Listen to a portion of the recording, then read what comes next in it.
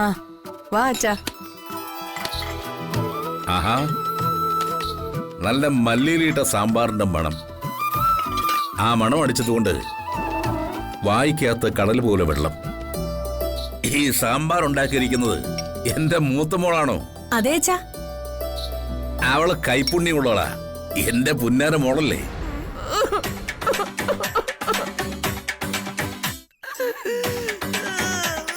അല്ല, നീ എന്തിനാ കരയുന്നത്?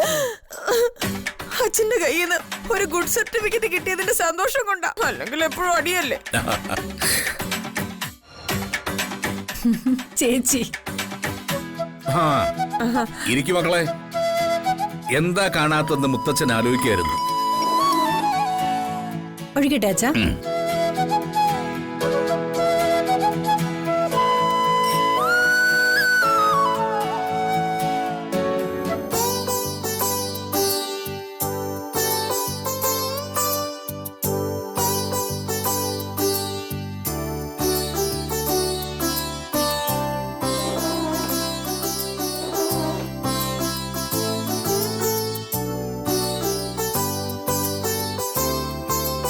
ഇതെന്താ ചെമ്പകമംഗലം വെജിറ്റേറിയൻ ഹോട്ടലോ?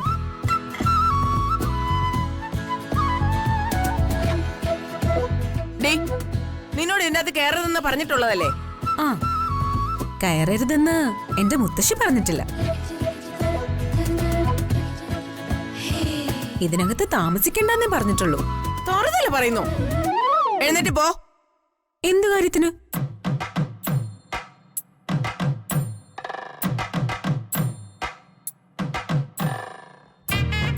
ഞാനേ ആഹാരം കഴിപ്പ് അലമ്പാക്കാൻ ഇറങ്ങിയ കവലച്ചട്ടമ്യൊന്നും അല്ല.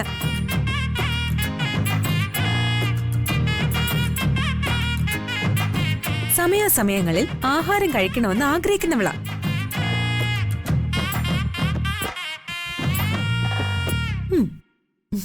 എനിക്കൊന്ന് വിളമ്പിത്താമ്മേ.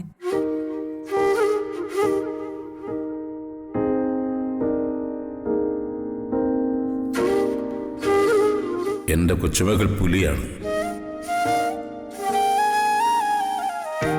ഈ മുത്തച്ഛന് ചേരുന്ന കൊച്ചുമകൾ. ഇവളെയും കൊണ്ട് എന്നാണ് ഒരു ഹോട്ടലിൽ പോകാൻ പറ്റുക? ഇവിടെ ഇറങ്ങി പോവാൻ. അമ്മ ആഹാരം കഴിക്കട്ടെ.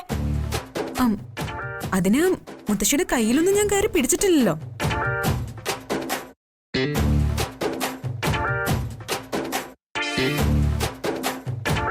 ആ, തന്നെയല്ല, ഇതൊന്നും മൈൻഡ് ചെയ്യാതെ മുത്തശ്ശി ഇഡലി കഴിക്കുന്നുണ്ടല്ലോ.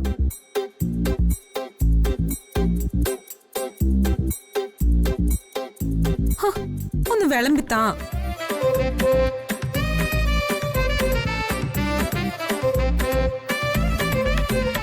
അച്ഛൻ പെങ്ങളെ. എന്തോന്ന്? കൊച്ചുപെങ്ങളേന്നോ? അച്ഛൻ പെങ്ങളേന്ന്. എനിക്കുള്ള ഒന്നൊന്നര അച്ഛൻ പെങ്ങളല്ലേ? ആ, ഇളയമ്മേ. എന്താ മോളെ? ഞാൻ ആരുടെ ഇളയമ്മ വലിയമ്മയൊന്നും അല്ല.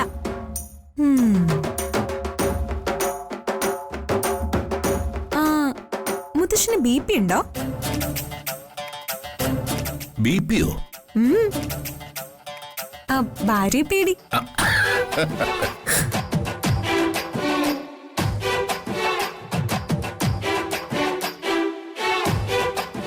മുത്തശ്ശൻ എന്നോട് വാത്സല്യൊക്കെ ഉണ്ട്. പക്ഷെ എന്തു ചെയ്യാം, ഭാര്യയെ പേടിയാ.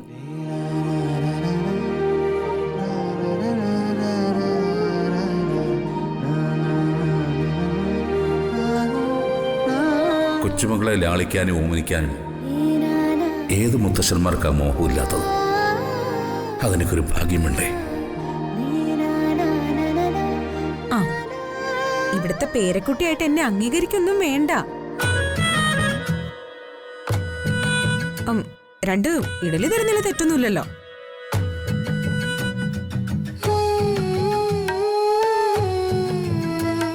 ഭിക്ഷക്കാർക്ക് വരെ ആഹാരവും ഭക്ഷണവും കൊടുക്കുന്ന വീടാ. ഞാനും ഒരു ഭിക്ഷക്കാരിയാണെന്ന് കരുതിയാ മതി.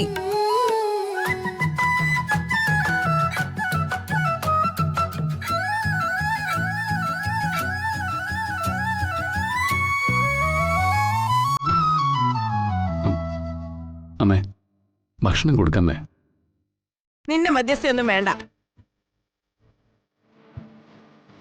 പാപങ്ങളെ കണ്ട ഐസ് പോലെ ഒരുങ്ങുന്ന ഒരു മനസ്സിന്റെ ഉടമയാണ് എന്റെ മുത്തശ്ശി. പക്ഷെ എന്റെ വിശപ്പിന്റെ മുൻപിൽ ഈ മനസ്സൊരു കരിങ്കല്ല. എന്നെ കൊണ്ട് ആഹാരം കഴിപ്പിക്കാതിരിക്കാനാണോ നീ ഇവിടെ വിളിച്ചോണ്ട് ഇങ്ങോട്ട് വന്നത്? അമ്മ, ഞാൻ ഞാനിത് കഴിക്കുന്നില്ല. അല്ലെങ്കിൽ ഞാനിത് പറയാൻ പോവായിരുന്നു. ഇപ്പൊ തന്നെ മുത്തശ്ശി 4 ഇഡലി കഴിച്ചു. ഇത് തന്നെ കൂടുതലാ, ഷുഗർ ഉള്ളതല്ലേ.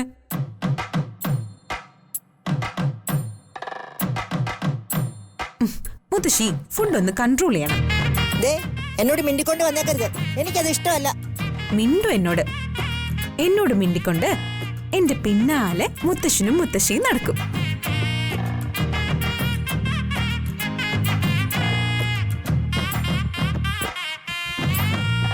ഇപ്പൊ അംഗീകരിക്കണ്ട, ഞാൻ നിങ്ങളുടെ പേരക്കുട്ടി തന്നെയാ.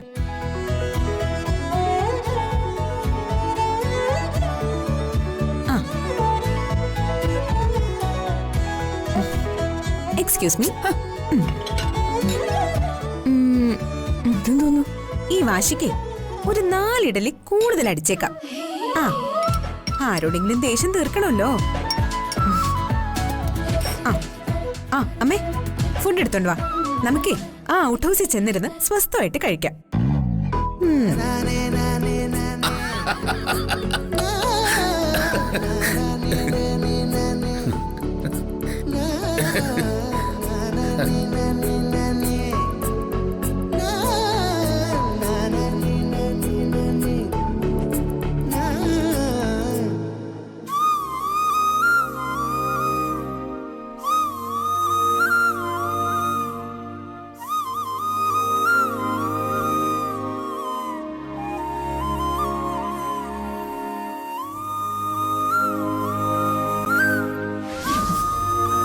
കഴിക്ക്.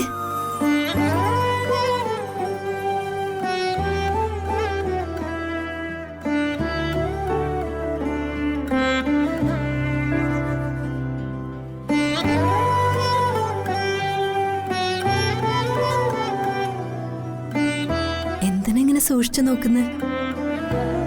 10-17 വർഷങ്ങൾ എനിക്ക് നഷ്ടപ്പെട്ടു പോയല്ലോ എന്നുള്ള കുറ്റബോധം അല്ല, സങ്കടം.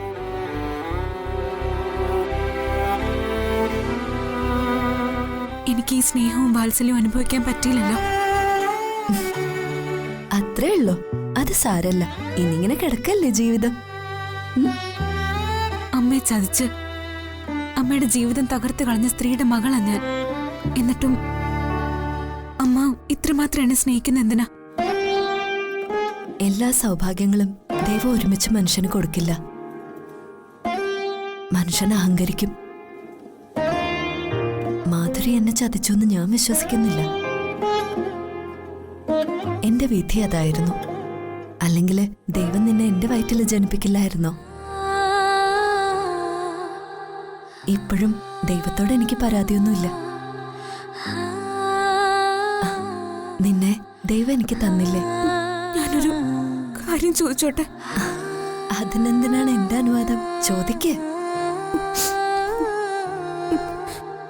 ACP അമ്മ എന്ന് വിളിക്കുന്നത് വളർത്തമ്മ എന്നുള്ള അർത്ഥത്തില. എന്നാ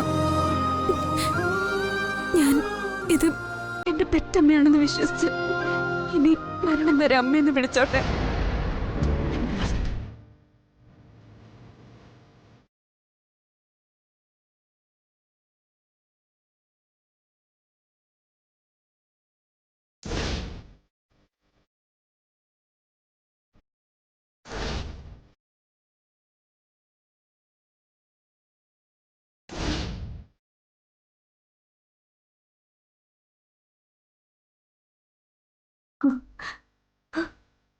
മോളെ,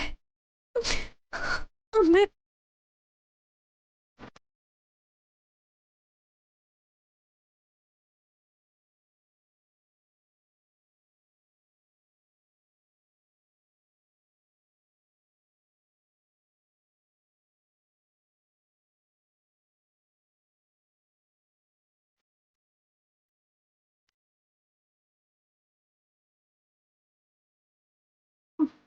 അമ്മേ, നാളെ അമ്മ എന്റെ കൂടെ ക്ഷേത്രം വരെ ഒന്ന് വരണം. അതിനെന്താ, നമുക്ക് പോവാലോ. ഇപ്പൊ നീ ഇത് കഴിക്കും.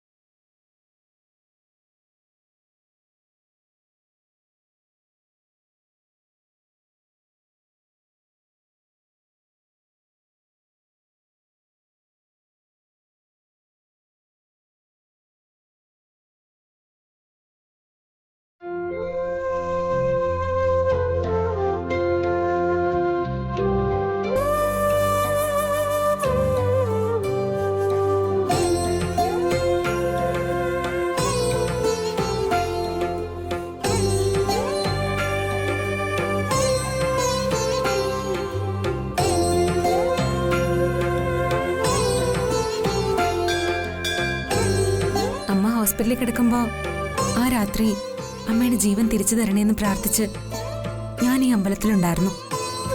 കുറെ കഴിഞ്ഞപ്പോ എന്നെ തിരക്കി ACP ഇവിടെ വന്നു. അമ്മയ്ക്ക് ബോധം വന്നു എന്ന് ഇളയച്ചൻ വിളിച്ച് പറയുന്നത് വരെ ഞങ്ങൾ ഈ അമ്പലത്തിൽ പ്രാർത്ഥിക്കായിരുന്നു. മോളെ, ആ അമ്മയ്ക്ക് വേണ്ടി ഞാനിവിടെ ഒരു നേർച്ച നേർന്നിരുന്നു. അതിന് കഴിക്കണം.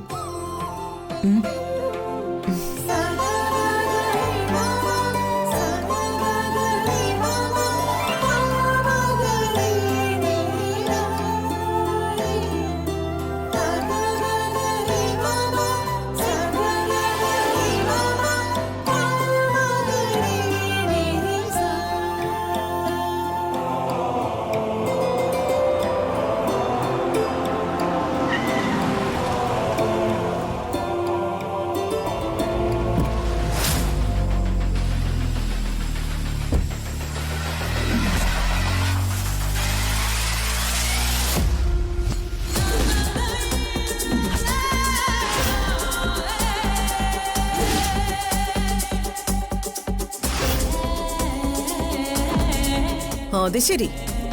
അപ്പൊ എന്റെ സംശയം ശരിയായിരുന്നു. നീ ഇവളെയും കൂട്ടി അമ്പലത്തിൽ വരുമെന്ന് എനിക്ക് ഉറപ്പായിരുന്നു.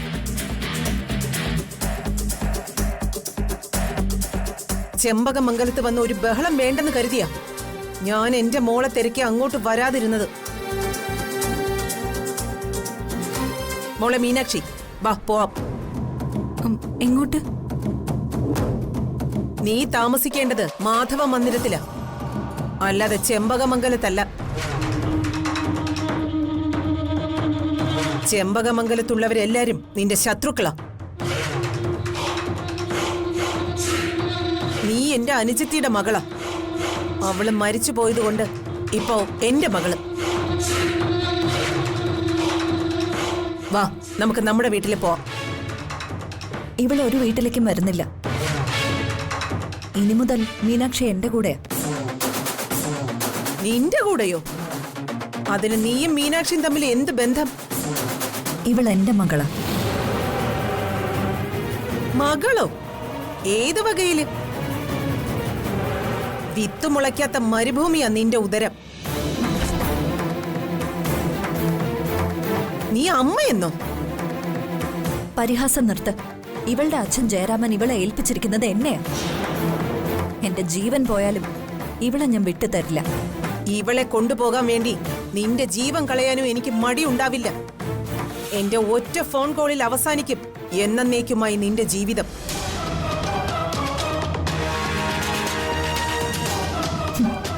നിന്റെ വെല്ലുവിളികൾക്കൊക്കെ ഒരു പുതുമയുണ്ട്. പക്ഷെ അതൊന്നും ഇവിടെ ചെലവാവില്ല. എടി, നീ ഇവളെ എത്ര ചേർത്ത് പിടിച്ചാലും നിന്റെ ചിറകിൻ കീഴിൽ നിന്ന് ഇവളെ ഞാൻ കൊണ്ടുപോകും. എന്നെങ്കിലും ഞാൻ മരിച്ചു പോയാ എന്റെ മീനാക്ഷിയെ ചേച്ചി നോക്കിക്കൊള്ളണമെന്ന് മാധുരി എന്നോട് പറഞ്ഞിട്ടുണ്ട്. മാധുരിക്ക് ഞാൻ വാക്കും കൊടുത്തിട്ടുണ്ട്. ആ വാക്ക് ഞാൻ പാലിക്കും.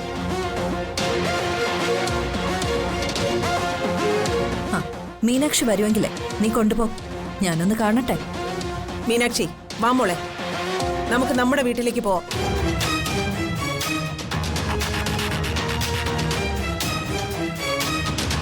അമ്പലത്തിൽ നിൽക്കുന്ന ആരെങ്കിലും മുള്ളും മൂർഖൻ പാമ്പും ഉള്ള യക്ഷിക്കാട്ടിലേക്ക് പോവോ വല്യമ്മേ? മീനാക്ഷി, ഞാൻ വരുന്നില്ല. നിന്നെ ഞാൻ ചുരുട്ടി കൂട്ടിയെടുത്ത് കാറിലിട്ടോണ്ട് പോവും. അതിനെ നീ ഒന്നുകൂടെ ജനിക്കണം. നീയും നിന്റെ അറേബ്യൻ ദർഹവും നിന്റെ കിങ്കരന്മാരും ഒന്നും പോരാ ഇന്ദ്രജയ് ഇവളെ കൊണ്ടുപോവാൻ. ഇവളെ എന്റെ മകളാ. എന്നാ ഞാനൊന്ന് നോക്കട്ടെ. വാടി ഇങ്ങോട്ട്. വരാൻ. ഇങ്ങോട്ട് വരാൻ പറഞ്ഞ്. തൊട്ടു പോരുതെന്റെ ശരീരത്തിൽ. ബന്ധു കുന്തമൊക്കെ ഞാനങ്ങ് മറന്നു കളയും. ഒരു വല്യമ്മ അവതരിച്ചിരിക്കുന്നു. എടീ, നിങ്ങളുടെ അനുജത്തിയ ഈ പാവ അമ്മയെ ചതിച്ചത്. എന്റെ അച്ഛന്റെ കുടുംബജീവിതത്തിലേക്ക് കടന്നു കയറി ഇവരുടെ സ്വസ്ഥമായ ജീവിതം തകർത്തു കളഞ്ഞത് എന്നെ പ്രസവിച്ച് നിങ്ങളുടെ അനുജത്തിയായ മാധുര്യ. ഇതൊക്കെ തെറ്റാ. ഇവര് നിന്നെ കള്ളക്കഥയൊക്കെ പറഞ്ഞ് കയ്യിലെടുത്തിരിക്കുക. ഇതാണ് യഥാർത്ഥ കഥ. ഇതറിയാതെ ഞാനും എന്റെ അമ്മയും ഒരുപാട് തെറ്റിദ്ധരിച്ചു പോയി. അമ്മയോ? അതെ, ഇനി മുതൽ ഇതാണ് എന്റെ അമ്മ. മീനാക്ഷി, ഇനി മുതൽ ഈ വല്യമ്മയാ നിന്റെ അമ്മ. ഈ അമ്മയ്ക്ക് കൊടുക്കാൻ ഉറങ്ങാനുള്ള മരുന്നാണെന്നും പറഞ്ഞ് മാരകമായ വിഷം എന്റെ കയ്യിലേക്ക് വെച്ച് തന്ന മഹാപാവിയ നിങ്ങള്. ആ വിഷം കഴിച്ച് ഈ അമ്മ മരിക്കും. ഞാൻ നേരെ ജയിലിലേക്കും പോവും. എത്ര മനോഹരമായ ഐഡിയ ഉള്ള സുന്ദരിയായ വല്യമ്മ. അല്ല, നിങ്ങൾ മനുഷ്യ സ്ത്രീയോ അത് രാക്ഷസിയോ? വാമേ പോവാം.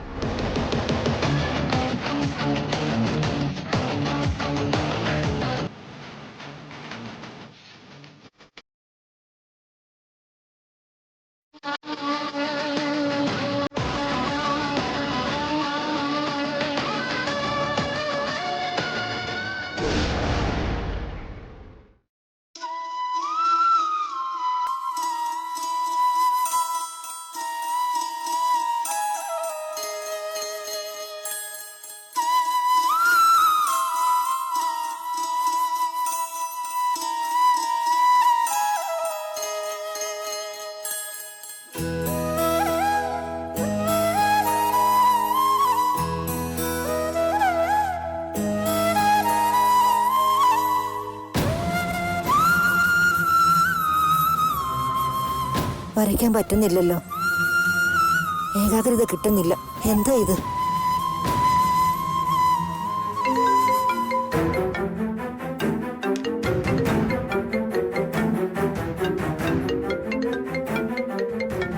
ദൈവമേ, മന്ത്രിയുടെ പിയ സഹായിക്ക.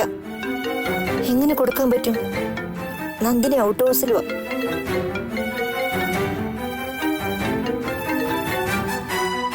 ഹലോ, ആ മനസ്സിലായി.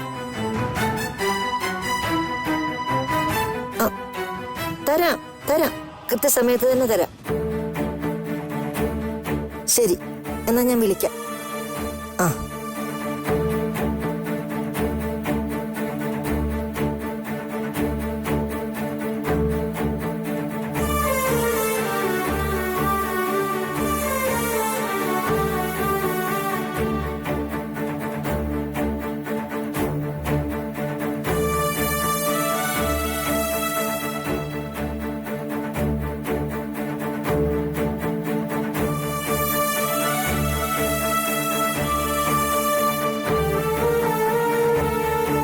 ഇതായിപ്പോ അമ്മയുടെ പ്രശ്നം. പെയിന്റിംഗ് ചെയ്യാൻ കഴിയുന്നില്ല. എന്നോട് ചെയ്തു കൊടുക്കണമെന്ന് പറയാനും പറ്റുന്നില്ല.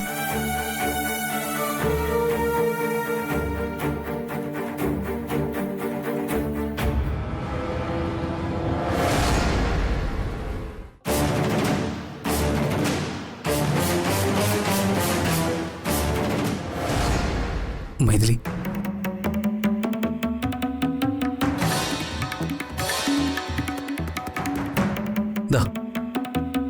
എന്താ ഇത്? ശാശ്വതമായ പരിഹാരത്തിന് ഒരു ഒറ്റമൂലി മരുന്ന് കിട്ടി. ഒറ്റമൂലിയോ? ആ അതെ, ഇതൊരു പച്ചമരുന്നാണ്. ഇതൊരു സ്പൂൺ കഴിച്ചാൽ യാതൊരു ആഫ്റ്റർ എഫക്റ്റും ഇല്ലാതെ അബോഷനാവും. ഇതൊക്കെ നീ എവിടെ പോയി ഒപ്പിച്ചു? ഇതൊക്കെ ഞാൻ ഒപ്പിച്ചു. കൊച്ചാണ്ടി വൈദ്യൻ എന്ന ഒറ്റമൂലി വൈദ്യൻ്റെ നിർമ്മാണം ഇത്. കഴിച്ചു നോക്ക്.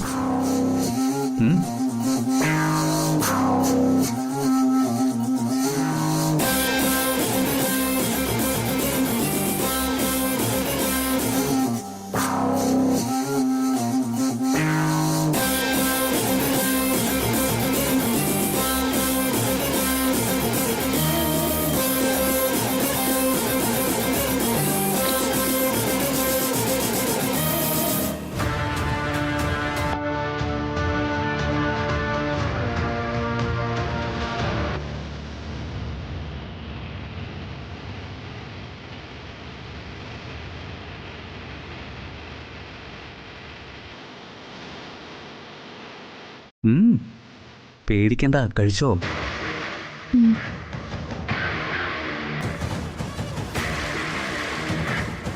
മൈഥിലി,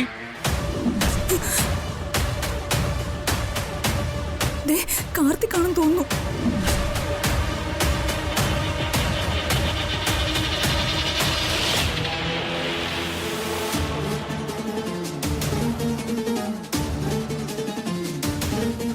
ഈ മുറിക്കകത്ത് തന്നെ ഇങ്ങനെ കൂടാതെ താഴെ ഇറങ്ങി അവരോടൊക്കെ ഒന്ന് വർത്താനം പറഞ്ഞിരിക്കടോ.